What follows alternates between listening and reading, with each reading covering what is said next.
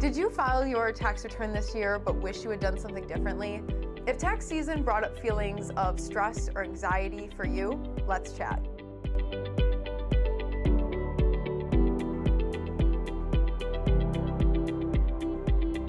My name is Gina DiGirolamo. I'm here with Scott Foret. Scott, thanks for joining me today. Thank you for having me. Absolutely. Let's jump right into it. Like I said, we're going to be talking about what some of the emotions that are brought up from when people are filing their tax return and what that looks like. Yeah. Oh, how do you feel? Right? Yeah. It's a bit of an unknown for a lot of people. Yeah. So, you're in this heightened sense of gathering documents and forwarding them to your financial advisor and your CPA. And then there's this little silent period where they're processing it all and you're trying to think, am I overpaid? Am I underpaid? It's kind of like getting a lottery ticket and you're never really sure when you scratch is this going to be me paying the government or me getting a return? Yep.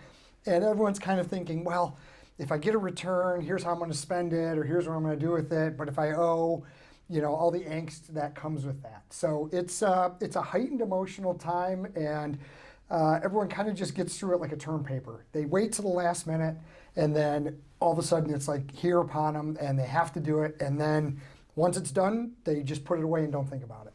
And as folks are going through this process and they're really sitting down and looking at their financial situation, what are some regrets or missed opportunities that you may come across while you're sitting down with someone looking at their tax return? Yeah, as you know, so much of these decisions are time sensitive. Mm-hmm. So if someone is looking at their tax return and saying, wow, year in review, I could have done this. I should have done this. I could have started at least doing this process. It's a time to look back and go, what should I or could I have done? What did I do? What might I change next time? Mm-hmm. The problem with that, though, is once people are through it, as I mentioned, it's just kind of shelved. And they put it away, and then another year goes by, and all of a sudden, when you start thinking about it, 5 years have gone by. And you may have missed an opportunity.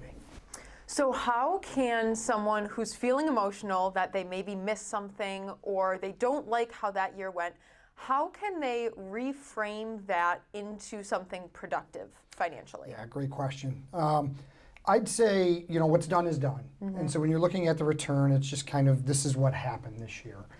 But instead of shelving it, really use it as a milestone or a benchmark for what you might be able to do.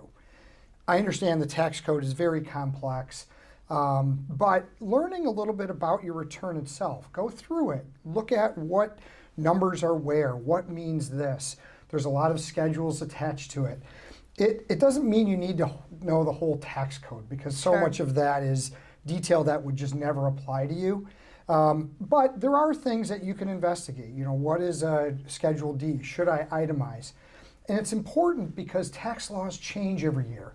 So you really have to keep up to speed on, what is the state and local tax deduction this year? What are other changes? Senior deduction, the $6,000 credit for people over 65.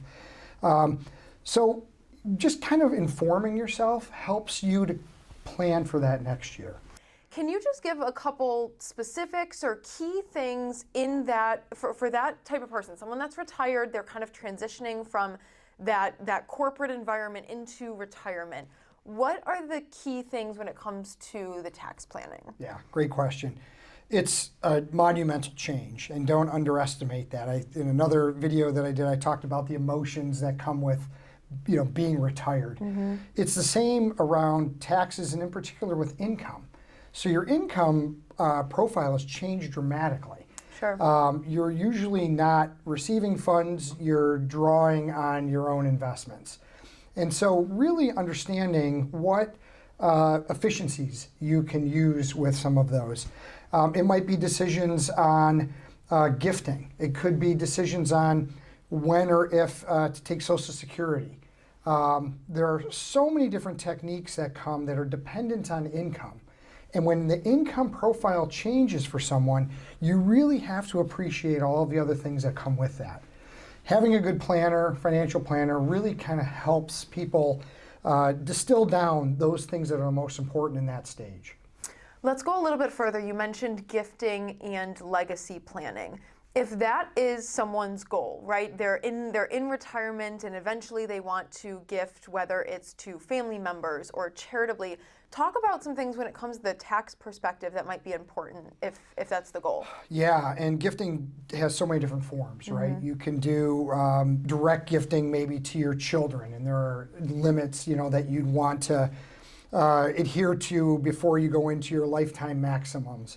There could be charitable distributions, qualified charitable distributions, or QCDs, that you can use to actually relieve yourself of the required minimum distribution burdens. Also, just setting up something like a donor advised fund, where you're making a irrevocable gift to a fund, and you're able to claim that on your tax return. Other strategies that come in dependent on income might be Roth conversion. So taking those monies that are in an IRA, when your income drops, you're in a lower tax bracket. And so one of the techniques we often recommend is pay some of the tax to convert from an IRA to a Roth. Well, pay the tax now, but let all those funds grow tax-free. Just to name a few. Great explanation, Scott. We've gone through a lot of different areas here. What would you recommend for someone? They're seeing their return, they've gone through tax season. What do they do next? What's the next steps? Yeah, when you look at it, you could be disappointed maybe, oh, I didn't do this or I didn't do that. Instead, I'd say change your frame. Use it as an opportunity to say, what am I going to do this year as a kind of New Year's tax resolution? Look through the return.